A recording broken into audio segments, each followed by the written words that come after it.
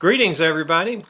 Well, as we're all kind of sheltering here and I'm unable to teach any of my classes, I thought it might be fun to do a little video and talk about backgrounds. Um, it's a question I get all the time, especially if you have a single object in your painting, such as a portrait or an animal or a flower or something that you really focus down on. You want to be sure that your background doesn't compete. For example, I have here a photo of some tulips that I took on my front porch. Taking pictures of red flowers is always challenging unless you can get them in the shade, because otherwise everything just burns out, the lights become whites, and you lose all the shapes. So I think this is a pretty good photo, and I actually think of it as one shape because the two tulips are overlapping. Unfortunately, the background is so competitive, it doesn't contribute. And this is one time when we especially want to talk to our photos and say, look, you are not the boss of me. You know, I'm going to create some structure, I'm going to use a little design here to support my subject matter, to enhance it, to draw attention to what I want folks to look at, rather than competing with and just being too much going on. So I thought I'd quickly show you some photos. Here's a portrait of a young fisherman that I found when I was in France, and you can see here how I used the background to really emphasize his head and his face and his focus and concentration. Then as I came down, I got lighter and less contrasting. And so here my background has become part of the design. It contributes to the design.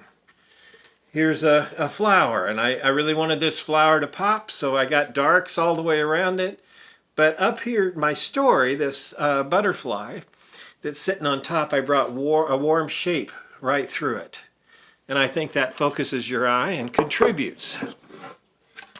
I've got some animals. Here I put dark across the top and it brought your eye down. Your eye goes from dark to light, brought your eye down here around this tiger. Very similar approach with my zebra. Dark up top, a little bit of kind of a medium value on the bottom so that your eye comes right through his head and looks at the eye. Here is a tulip.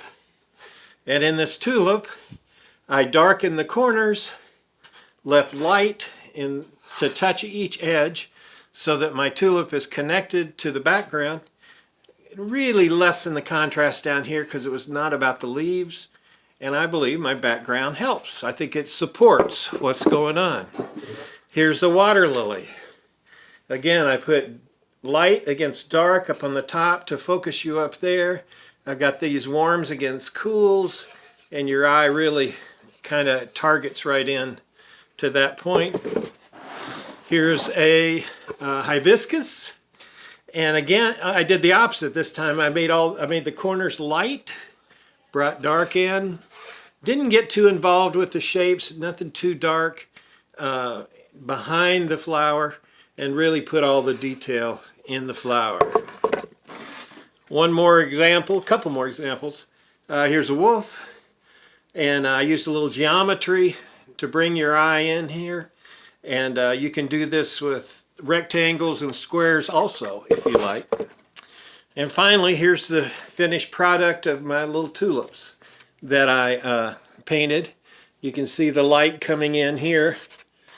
And this is dark value, so I made this all a medium and light value so that your eye would really get focused in here.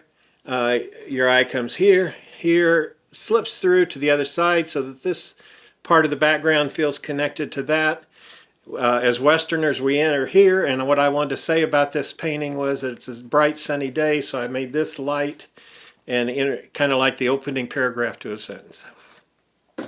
So I hope that gives you some ideas, some thoughts about what you can do to support, to encourage your subject matter, especially when you have a single subject that you're defining. What are you going to do with the background? Well, you've got choices, and it's just great to think about it a little bit rather than working on it and then having it not be successful. All right, happy painting. We'll talk to you guys soon.